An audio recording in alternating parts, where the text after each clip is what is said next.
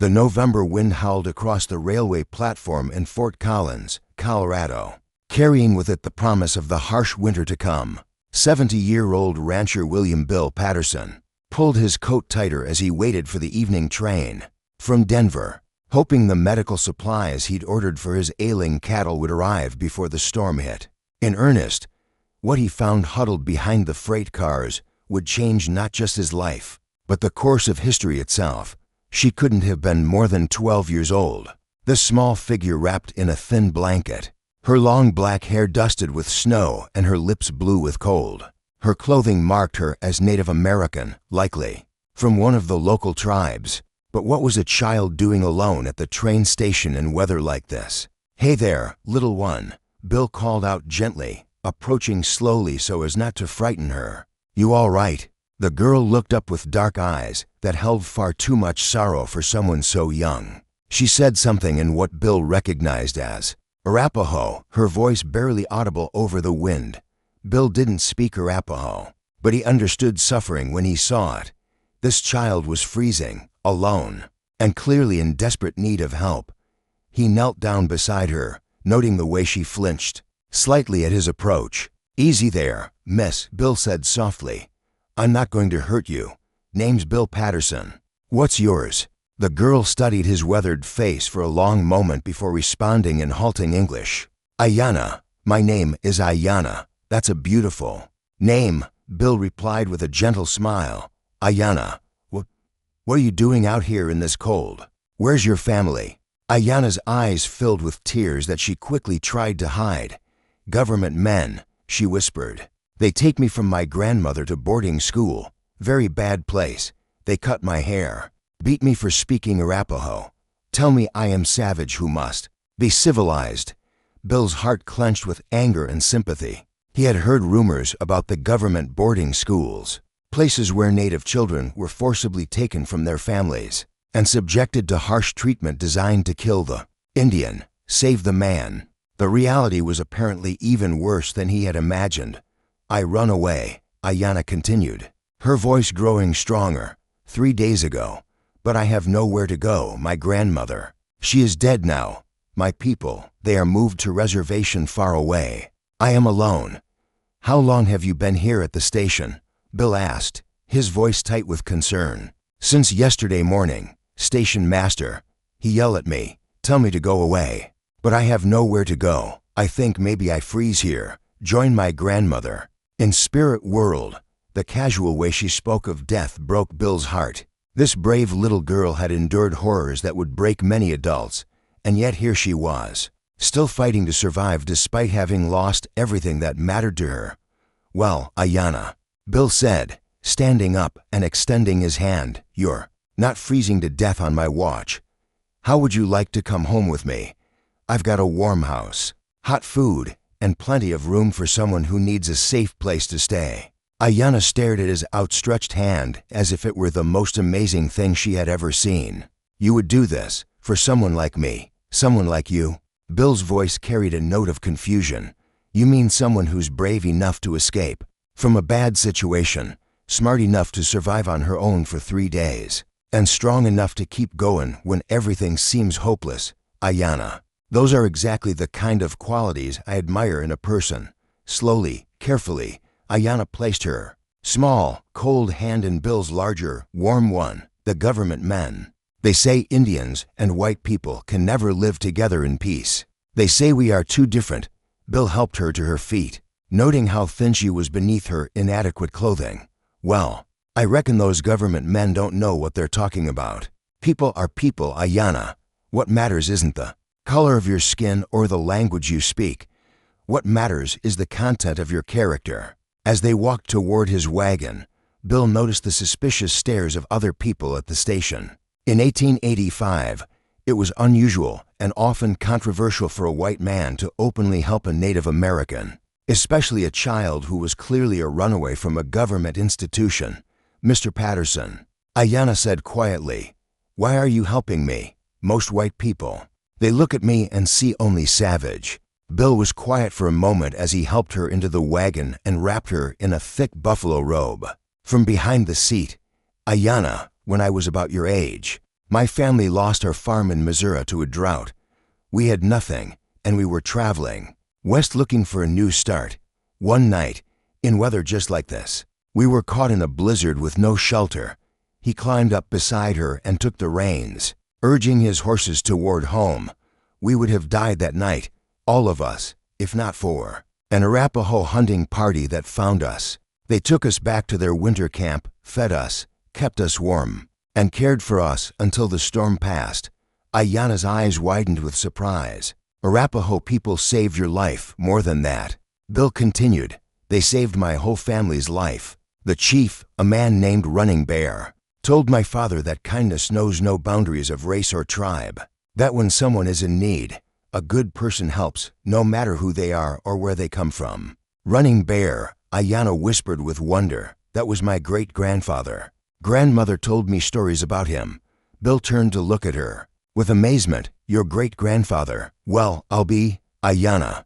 It seems like fate brought us together tonight. The ride to Bill's ranch took nearly an hour through the swirling snow, but Aiyana was warm and safe for the first time in days. As they rode, Bill told her more about his family's experience with her people. How Running Bear had not only saved their lives, but taught them about survival on the frontier. My great-grandfather, he was known as a wise and good man, Aiyana said with pride. But the government men, they tell us our ancestors were just ignorant savages. Government men say a lot of things that aren't true, Bill replied firmly. Your great-grandfather was one of the wisest, most honorable men I ever met. He taught my father about reading the weather, tracking animals, and living in harmony with the land.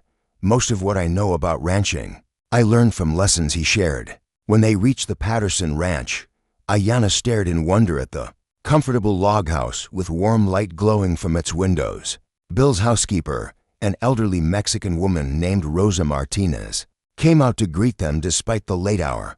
Dios mío, Rosa exclaimed when she saw Aiyana's condition. This poor niga is half frozen. Bring her inside quickly. Within minutes, Aiyana found herself wrapped in warm blankets by a roaring fire, sipping hot soup while Rosa fussed over her like a concerned grandmother. For the first time since her escape from the boarding school, Aiyana began to believe that she might actually survive. Mr. Patterson, Aiyana said as the warmth and food began to revive her. What will happen when the government men come looking for me? They will want to take me back to the school. Bill's expression grew serious. Well, Aiyana, that's something we'll have to figure out. But I promise you this, I won't let them take you back to a place where you're mistreated. There has to be a better way. But I am just Indian girl, Aiyana said sadly. Nobody listens to Indian girl. Maybe, Bill replied with a thoughtful expression. But they might listen to an old rancher who knows a thing or two about justice and fairness. Aiyana, you're not just an Indian girl. You're a human being with rights and dignity, and I aim to make sure those rights are respected. That night, as Aiyana slept peacefully in a warm bed for the first time in months, Bill sat by his fireplace writing letters. Letters to territorial officials, to newspapers, to anyone who might listen to the story of a brave young girl who deserved better than the cruel treatment she had received. He didn't know it yet, but those letters would spark a movement that would eventually change how Native American children were treated throughout the American West. The rescue of one freezing girl at a train station was about to make history. Subscribe to our channel to see what happens next. How will Bill protect Aiyana from those who want to drag her back to the brutal boarding school? What powerful allies will join their fight for justice? Don't miss the next chapter of this incredible true story of compassion crossing cultural boundaries. Word traveled fast in the small frontier communities of Colorado Territory, and within a week of Aiyana's rescue, the story had reached the territorial capital in Denver. Bill Patterson found himself at the center of a growing controversy that would test his resolve and challenge everything he believed about right and wrong. The morning that changed everything began with the sound of multiple horses approaching the ranch. Bill looked out his window to see an official government wagon accompanied by several armed men, led by a stern-faced man in a dark suit who could only be Agent Morrison. From the Bureau of Indian Affairs, Aiyana, Bill called gently to the girl, who was helping Rosa in the kitchen. We've got visitors. Remember what we talked about. Over the past week, Aiyana had begun to blossom under the care and kindness she received at the ranch. Her English had improved dramatically. She had gained weight from Rosa's excellent cooking. And most importantly, the haunted look had begun to fade from her dark eyes. But now, seeing the government men approaching, the fear returned. "They have come for me," Aiyana whispered, instinctively moving closer to Bill for protection. "Let them come." Bill replied firmly, "You're under my protection now, and I don't give up what's mine without a fight." Agent Morrison dismounted with the rigid bearing of a man who was used to being obeyed without question. Behind him came two other officials and a woman Bill didn't recognize, all wearing the same expression of bureaucratic authority. "Mr. Patterson," Morrison called out. "I'm Agent Morrison from the Bureau of Indian Affairs. I believe you have something that belongs to the government." Bill stepped out onto his porch, his weathered hands resting calmly on his gun belt. "Agent Morrison, I have a young girl under my care who was half frozen and starving when I found her. If that's what you're referring to, then yes, she's here." "That girl is a ward of the federal government," Morrison replied coldly. "She's a runaway from the Carlisle Indian Industrial School, and she needs to be returned immediately for proper education and rehabilitation." "Education?" Bill's voice carried a dangerous edge. "Is that what you call beating children for speaking their native language? Is that what you call cutting off their hair and telling them their heritage is savage?" The woman stepped forward, her face pinched with disapproval. "Mr. Patterson, I'm Miss Hartwell, supervisor of native education for this district. These children must be taught to abandon their primitive ways and join civilized society. It's for their own good." "Civilized?" Bill's laugh was without humor. "Ma'am, I've seen what you call civilization, and I've seen how this child was treated. There's nothing civilized about cruelty to children." Agent Morrison's patience was wearing thin. "Mr. Patterson, you're interfering with federal policy. That Indian girl must be returned to our custody immediately, or you'll face serious legal consequences." That's when Aiyana herself stepped out onto the porch, her chin raised with dignity that would have made her great-grandfather proud. "My name is Aiyana," she said clearly, "not that Indian girl. And I am not going back to that place." Miss Hartwell's eyes narrowed as she took in Aiyana's appearance.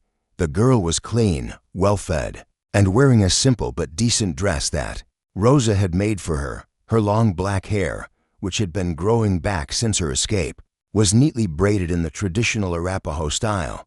"Look at her," Miss Hartwell said with disgust. 3 weeks away from proper supervision and she's already reverting to savage customs. This is exactly why these children must be kept under strict control." "Savage customs?" Bill's voice rose with controlled anger. "You mean like speaking her own language, wearing her hair in a way that honors her ancestors, and maintaining some connection to her cultural identity, if that makes her savage? Then I guess I prefer savages to whatever you people are trying to create." Agent Morrison stepped forward threateningly. "Mr. Patterson, you're harboring a fugitive from a federal institution. We have the authority to arrest you and take the girl by force if necessary, do you now?" Bill's hand moved closer to his gun. "Well, Agent Morrison, I've got some authority of my own. This is my land, this child is under my protection, and any man who tries to take her against her will is going to have to go through me." The standoff was interrupted by the sound of more horses approaching.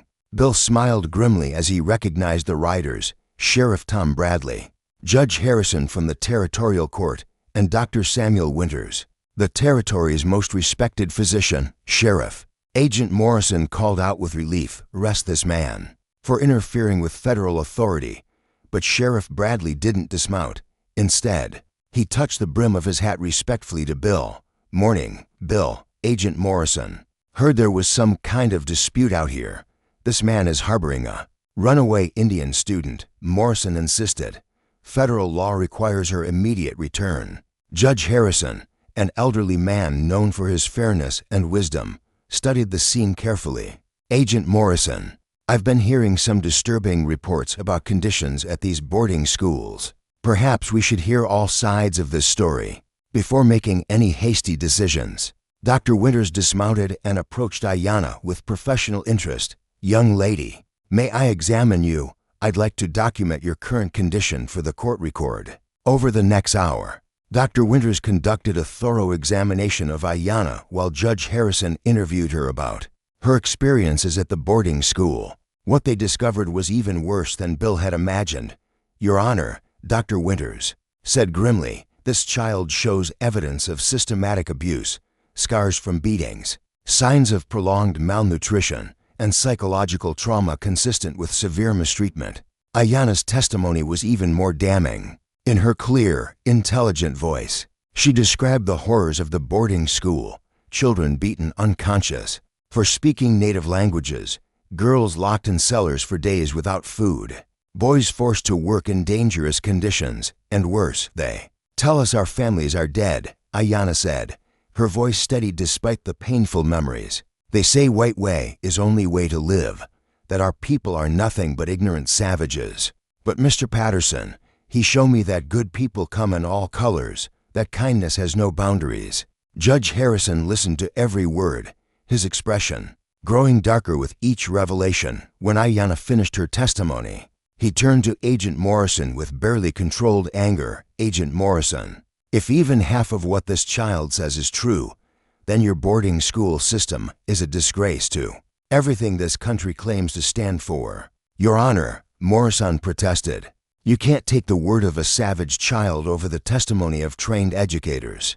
"I can and I will," Judge Harrison replied firmly. "Dr. Winters' examination confirms her story, and I've seen enough evidence to convince me that returning this child to your custody would be tantamount to sentencing her to continued abuse." Miss Hartwell stepped forward desperately. "Judge Harrison, these children must be educated. They can't be allowed to return to their primitive ways." "Education." Yes, the judge agreed. "But there's a difference between education and brutalization. This child has learned more about reading, writing, and arithmetic in 1 week with Mr. Patterson than she apparently learned in months at your institution." It was true.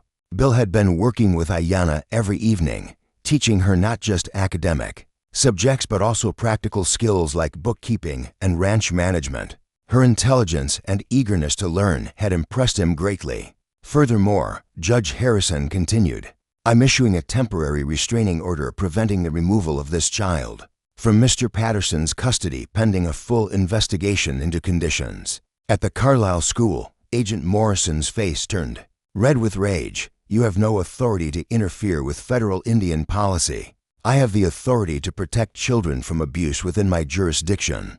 Judge Harrison replied calmly, "And that's exactly what I intend to do." As the government officials prepared to leave, defeated for now but clearly not finished with their efforts, Aiyana looked up at Bill with tears of gratitude in her eyes. "You fought for me," she whispered, "even when it was dangerous, even when powerful people wanted to take me away. You stood up for what was right." Bill put his arm around her shoulders protectively. "Aiyana, that's what family does. And your family now, no matter what anyone else says." Dr. Winters approached them as the government wagon disappeared down the road. "Mr. Patterson, what you've done here today took real courage, but I hope you understand this is just the beginning. Morrison won't give up easily. Let him come," Bill replied grimly. "That child has been through enough. She's found a home here, and I'll be damned if I let anyone drag her back to that hell." Sheriff Bradley nodded approvingly. "Bill, you've got the law on your side now, but you might want to consider getting some political support as well. This story needs to be told, and people need to know what's really happening to these children." That evening, as Aiyana helped Rosa prepare dinner and chattered happily in both English and Arapaho, Bill sat down to write more letters. This time, he wasn't just writing to local officials. He was writing to newspapers in Denver, Chicago, and New York, telling Aiyana's story and exposing the brutal reality of the government boarding school system. He didn't know it yet, but those letters would reach the desk of a young journalist named Sarah Mitchell, whose investigation into the boarding school scandal would eventually reach Congress and spark nationwide reform of Native American education policy. Subscribe to our channel to see the powerful conclusion. How will Bill and Aiyana's fight for justice change the lives of thousands of Native children across America? What happens when their story reaches the highest levels of government? Don't miss the final chapter where one man's compassion and one girl's courage make history. 2 years had passed since that snowy night, when Bill Patterson found Aiyana freezing at the train station, and the ripple effects of their story had spread far beyond the borders of Colorado Territory. What began as one man's simple act of kindness had grown into a national movement for the reform of Native American education. The Patterson Ranch had become famous throughout the West, not just as a successful cattle operation, but as a model for cross-cultural cooperation and education. Aiyana, now 14 and fluent in both English and Arapaho, had become an eloquent spokesperson for Native children everywhere, her intelligence and poise impressing everyone who met her. "Mr. Patterson," Aiyana said as she looked up from the letter she was reading at the breakfast table, "Mrs. Mitchell says the Senate committee wants me to testify in Washington. They want to hear directly from someone who experienced the boarding school system." Bill looked up from his coffee with a mixture of pride and concern. Sarah Mitchell's investigative articles about the boarding school scandal had indeed reached Congress, and now a formal investigation was underway. Aiyana's testimony could be crucial in bringing about meaningful reform. "Are you ready for something like that?" Bill asked gently. "It won't be easy, talking about those experiences in front of powerful men who might not want to hear the truth." Aiyana's dark eyes showed the wisdom that came from surviving tremendous hardship and emerging stronger. Grandfather Running Bear used to say that sometimes we must speak difficult truths so that others may find easier paths. "If my words can help other children, then I must speak." Rosa smiled proudly from the kitchen. "Our Niga has grown into a brave young woman. She will do well in Washington." Over the past 2 years, Aiyana had indeed grown in remarkable ways under Bill's patient tutelage. She had mastered not only reading, writing, and arithmetic, but also literature, history, and even some basic law. She could discuss Shakespeare as easily as traditional Arapaho stories, and she moved comfortably between both worlds without losing her identity. In either, more importantly, her story had inspired others. 3 other Native children had found refuge at the Patterson Ranch after escaping from various boarding schools, and Bill had welcomed each of them with the same kindness he had shown Aiyana. The ranch had become an unofficial sanctuary for abused Native children, and Bill had worked with sympathetic officials to make these arrangements legal. "There's something else in Mrs. Mitchell's letter," Aiyana continued. "She says Agent Morrison has been reassigned to a desk job in Washington, and Miss Hartwell has been dismissed from the Bureau entirely." Bill nodded with satisfaction. The investigation into the Carlisle school had revealed systematic abuse even worse than they had initially suspected. Morrison and Hartwell had been among dozens of officials removed from their positions. As public outrage mounted over the treatment of Native children and the new school, Bill asked. Aiyana's face lit up with excitement. "Construction starts next month. The government has approved funding for the Patterson Institute for Cultural Education, and they've agreed to our curriculum that includes both traditional academic subjects and Native cultural studies." This was perhaps their greatest victory. After months of lobbying and negotiation, Bill and Aiyana had convinced the territorial government to establish a new type of school, one that would educate Native children without destroying their cultural identity. Native languages would be taught alongside English. Traditional skills would be preserved alongside modern ones, and above all, the children would be treated with dignity and respect. "And they've agreed to your request about the teachers?" Bill asked. "Yes," Aiyana replied happily. "The school will be staffed by both white and Native educators, and all teachers must pass examinations in cultural sensitivity and child welfare. No one like Morrison or Hartwell will ever be allowed near these children again." A knock at the door interrupted their conversation. Bill opened it to find a distinguished-looking man in his 50s, wearing the kind of expensive suit that marked him as someone from the territorial capital. "Mr. Patterson, I'm Governor Adams. I've come to speak with you and Miss Aiyana about a matter of great importance." Bill invited the governor in, curious about what could bring such a high-ranking official to his remote ranch. Governor Adams accepted Rose's offer of coffee and sat down with an expression of serious purpose. "Mr. Patterson, Miss Aiyana," the governor began. I want you to know that your efforts over the past 2 years have not gone unnoticed. The reforms you've championed, the school you've helped design, the children you've protected, all of it has made Colorado Territory a leader in progressive Native policy. We've done what anyone with a conscience should do, Bill replied modestly. Perhaps, Governor Adams said, but few people have your combination of moral courage and practical wisdom. Which brings me to why I'm here, Miss Aiyana. The territorial legislature has voted to offer you something unprecedented. Aiyana looked puzzled. I don't understand, Governor. They want to make you the first Native American appointed to the Territorial Board of Education. Governor Adams explained. It would be an advisory position at first, but with real influence over policy affecting Native children throughout the territory. Aiyana's eyes widened with shock and wonder. Me? But I'm only 14 years old. Age is just a number, the governor replied. What matters is wisdom, and you've shown more wisdom in your 14 years than many people show in a lifetime. Your insights have already changed how we approach Native education. We want to make that influence official. Bill felt his chest swell with pride as he looked at the remarkable young woman Aiyana had become. From a freezing, desperate child, hiding at a train station, she had grown into someone who could influence policy at the highest levels of government. I would be honored to serve, Aiyana said formally. Then her voice grew emotional. But I could never have come this far without Mr. Patterson's kindness and guidance. He saved my life, but more than that, he taught me that good people exist, in all races and cultures. Governor Adams nodded approvingly. Which brings me to my second announcement, Mr. Patterson. The territorial legislature has also voted to award you the Medal of Frontier Service for your humanitarian efforts and your role in advancing civil rights. You'll be the first rancher to receive this honor. Bill was speechless for a moment, overwhelmed by the recognition. Governor, I just did what any decent person would do. No, sir. Governor Adams corrected gently. You did what any decent person should do, but few actually have the courage to do. You risked your reputation, your safety, and your livelihood to protect a child who had no one else to turn to. That kind of moral courage deserves recognition. Later that evening, as they sat on the porch watching the sunset paint the Colorado sky in brilliant shades of orange and gold, Aiyana reflected on the incredible journey that had brought them to this moment.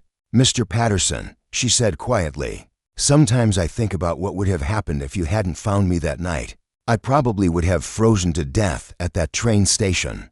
Bill was quiet for a moment before responding.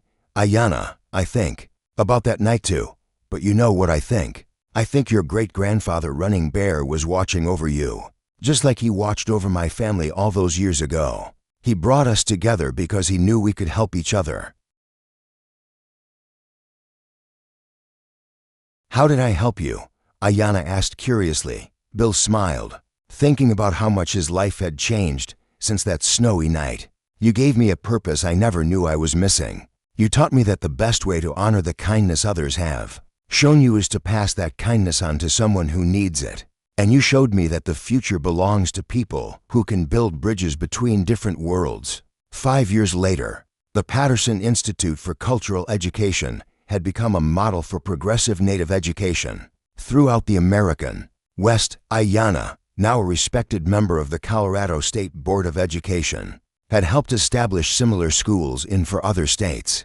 Her speeches before Congress had led to national reforms in Native education policy, and her autobiography, Between Two Worlds, had become a bestseller that opened many people's eyes to the humanity and wisdom of Native peoples. Bill Patterson, now 77, continued to operate his ranch with the help of Aiyana and the other young people he had taken in. Over the years, the Patterson Ranch had become known as a place where cultures could meet and learn from each other, where the best of both Native and European traditions were preserved and celebrated. Most importantly, the brutal boarding school system that had traumatized generations of Native children was finally being dismantled, replaced by institutions that educated without destroying, that civilized without dehumanizing.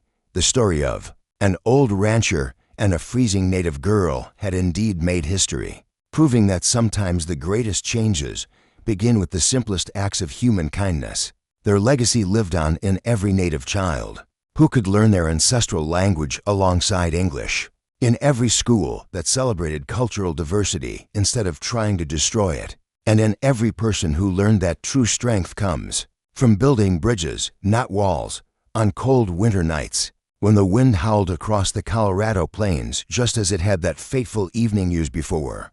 Aiyana would sometimes stand at the train station in Fort Collins, now serving on the town council, and remember the desperate, freezing child she had once been. But instead of sadness, she felt only gratitude for the man who had seen past her race and circumstances to recognize the human being who needed help. And sometimes, just sometimes, she would find another child in need and offer them the same chance that Bill Patterson had once offered her, the chance to discover that kindness knows no boundaries of race or culture, and that one person's compassion can indeed change the world. Subscribe to our channel for more inspiring stories from the American frontier. This incredible tale of Aiyana and Bill shows us that true heroism lies not in grand gestures, but in the simple choice to see the humanity in others and act with compassion regardless of the consequences. Hit that subscribe button and ring the notification bell to join us for more stories